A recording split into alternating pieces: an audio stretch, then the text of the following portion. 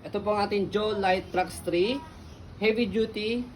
Good for newborn na higa po siya. Recommended up to 30 to 35 kg. Proven and tested na po namin to for big kids. Okay, so meron tayong isang stocks. Paunahan na lang po. Hindi po tumatagal sa amin ang Joe Light Trax 3 pag may dumating sa amin. Ayan. Okay, so ako 66 kg as you can see, kayang-kaya po siya. So proven and tested namin po ito. Ayan. Okay, so already wash po ito and ready to use, kaya gagamitin nyo na lang po siya. Wala po itong faded, wala siyang discoloration. So ito po yung details po niya one by one. So ito po yung kanyang canopy kapag naka-adjust as full canopy. Ayan. Meron siyang net dito. Okay, di-zipper siya. And then yung kanyang peekaboo. Ayan. Para mas mahangin kay baby. Hindi siya kulog. Okay? So next natin, ayan, ito po yung setup niya pagka nakaupo.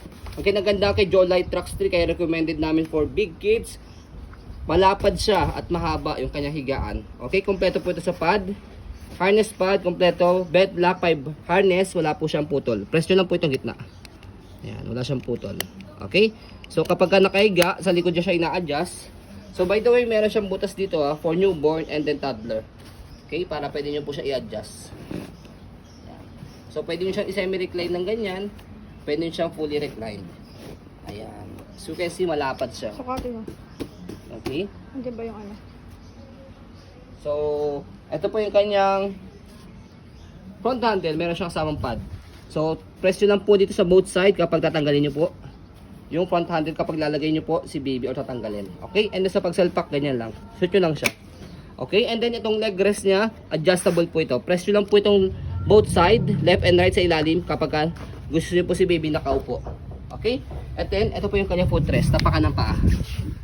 So, yung kanyang frame sa harapan, ayan, makinis pa siya. As a maselang seller, pwede po ito sa mga masaselang mga buyers. Gulong niya, okay.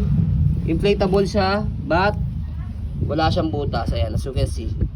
May spike pa siya. Ang kinis pa ng gulong niya. Ayan. And then, meron siyang stopper dito o lock dito. Para kapag po inantok o nakatulog si baby, naka one way lang po siya, pwede nyo po siyang ihele. Okay? Next natin, kabilang side ng body frame, ayan. Makinis pa siya. Kaya sa maselang seller, pwede po ito sa mga masaselang mga buyers. Ayan. Next natin yung gulong sa kabilang side, ayan. Ayan. Big wheels na siya. Okay? Sa kabilang side, ito po yung kanyang likuran. So dito siya ina-adjust ha. Atakin nyo lang po ito kapag gusto nyo pong iupo si baby. Upo. Ayan. And then press nyo po ito kapag gusto nyo po siya i-semi-reclined sa kalahati or fully reclined. Ayan. Stopper, naka-cable na siya. Para isang tapak lang dito, naka-stop na siya. Okay, basket malaki. Marami kayong pwede mailagay. Okay, pwede siya magamit sa cart kapag nakalagay si baby. Okay, gulong. Okay na okay din siya. Wala yung butas. Okay, and then body frame sa left side. Yan. Next natin sa kanyang handle. Yan, check natin kung meron tear yung handle niya. So wala naman. Okay, so before we fold po natin to, stroll muna natin siya to make it sure na wala siyang problem regarding sa kanyang mechanism. So ito yung stroller na to, nire-recommend namin siya na pang matagalan talaga. Kaya every time na meron kami ganito stocks, hindi po tumatagal sa amin. Okay? So sa pag-fold sa kanya, ganito lang. Fold lang yung kanyang canopy. Sa upuan, meron siyang indication dito na note. Ayan, fold strap. Ayan, angat nyo lang po yan. And then ayan, pull to fold. Angat nyo lang po ito. Ayan. Tapos, hawak lang kayo sa front handle kapag na-fold na siya ganyan. Tapos compress nyo lang siya. So para hindi siya umandar, fold, by the way, para hindi siya umandar, stopper nyo muna. Ayan, okay? Tapos, automatic yan. Meron siyang lock dito sa gilid. Ayan. Okay? So pwede nyo po siya itayo, stand. Yan. Tayo ka na. Para hindi tayo mapahiya. Yan. Okay? Can stand alone. So sa pag-open po siya, sa kanya, napakadali lang din. Sa side, bubukan nyo lang po ito. And then, bukan nyo lang siya. Ganun lang siya kadali kapag in-open sa pinold.